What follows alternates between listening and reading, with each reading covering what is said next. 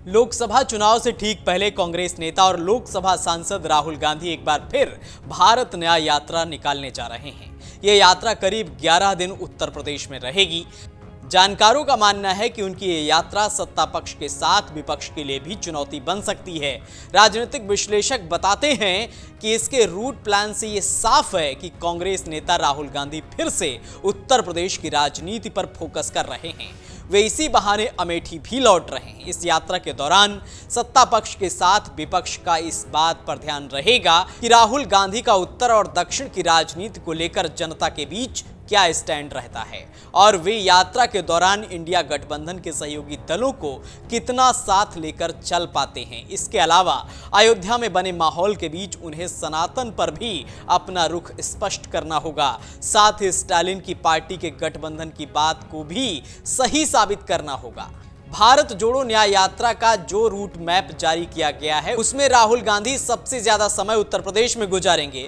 UP में वह 11 दिन में 1074 किलोमीटर की यात्रा तय करेंगे। इस दौरान 20 जिलों की 23 लोकसभा सीटों को छुएंगे। राहुल गांधी यूपी में चंदौली से प्रवेश करेंगे और उसके बाद प्रधानमंत्री मोदी के संसदीय क्षेत्र वाराणसी होते हुए अपने गढ़ अमेठी और रायबरेली पहुंचेंगे। भारत न्याय यात्रा जिन राज्यों से गुजरेगी वहां कांग्रेस और इंडिया के सहयोगियों से सीटों का तालमेल एक बड़ी चुनौती है। जिन राज्यों में कांग्रेस और इंडिया के सहयोगी दलों में शामिल दलों के बीच सीटों का तालमेल एक बड़ा मुद्दा है। कांग्रेस के एक वरिष्ठ नेता ने बताया कि पार्टी जिन सीटों पर चुनाव लड़ने की सोच रही है उन्हीं 22 जिलों से राहुल गांधी की यात्रा गुजरेगी। इसी कारण कांग्रेस अपना फोकस सीटों के रास्ते से राहुल गांधी को ले जाने का प्लान बनाया है। पूर्वांचल से लेकर अवध, रुहेलखंड से पश्चिमी उत्तर प्रदेश और ब्रज क्षेत्र को मथने की रणनीति है। उत्तर प्रदेश की 80 लोकसभा सीटों में से कांग्रेस की प्रदेश इकाई कई सीटों पर चुनाव लड़ना चाहती है। वहीं गठबंधन से बात करने के लिए बनी समिति ने करीब 2 दर्जन सीटें छांटी हैं जिन पर वह मजबूत दावा पेश करेगी।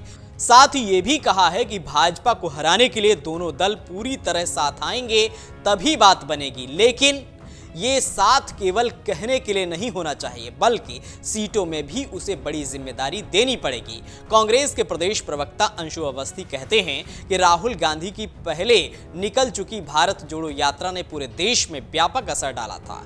इस बार की भारत जोड़ो न्याय यात्रा उत्तर प्रदेश में सबसे ज्यादा 11 दिन रहकर 1074 किलोमीटर का सफर तय करेगी। इस दौरान ये बनारस से शुरू होकर आगरा पहुंचकर लगभग पूरे प्रदेश के सभी अंचलों में पहुंच जाएगी। इस यात्रा से प्रदेश के सभी वर्गों में इसका व्यापक असर होगा। कांग्रेस ने कहा कि हमारे इंडिया गठबंधन के सहयोगी सपा, आरएलडी या अन्य दलों से भी उम्मीद है कि वह सब यात्रा को अपना भरपूर समर्थन देंगे। यह यात्रा प्रदेश के 2024 के चुनाव में कांग्रेस सहित पूरे इंडिया गठबंधन को ताकत देगी। राजनीतिक जानकारों का कहना है कि भारत जोड़ो न्याय यात्रा के जरिए राहुल गांधी उत्तर प्रदेश में मरणासन्न पड़ी कांग्रेस को जिंदा करने की पूरी कोशिश करेंगे। न्याय यात्रा सत्ता पक्ष के साथ विपक्ष के लिए भी चुनौती बनेगी क्योंकि सपा और कांग्रेस के बीच शुरू हुई तकरार भले ही सार्वजनिक क्षेत्र में न दिख रही हो लेकिन अंदर खाने में टकराव से इनकार नहीं किया जा सकता है। 3 राज्यों के चुनाव हारने के बाद कांग्रेस के ऊपर क्षेत्रीय दलों का दबाव होगा। वैसे भी अखिलेश यादव ने अपनी तैयारी शुरू कर दी है। उन्होंने अंदर खाने कई उम्मीदवार भी तय कर दिए हैं। चूंकि ये यात्रा पूरी तरह राजनीतिक है इस कारण इसके बयान और गठबंधन पर आगे की भूमिका क्या होगी इस पर विपक्षी दलों की पूरी नजर रहेगी। अगर आप ये वीडियो YouTube पर देख रहे हैं तो हमारे चैनल को सब्सक्राइब करें और बेल आइकन को दबाना ना भूलें। अगर आप Facebook पर ये वीडियो देख रहे हैं तो हमारे पेज को लाइक करें।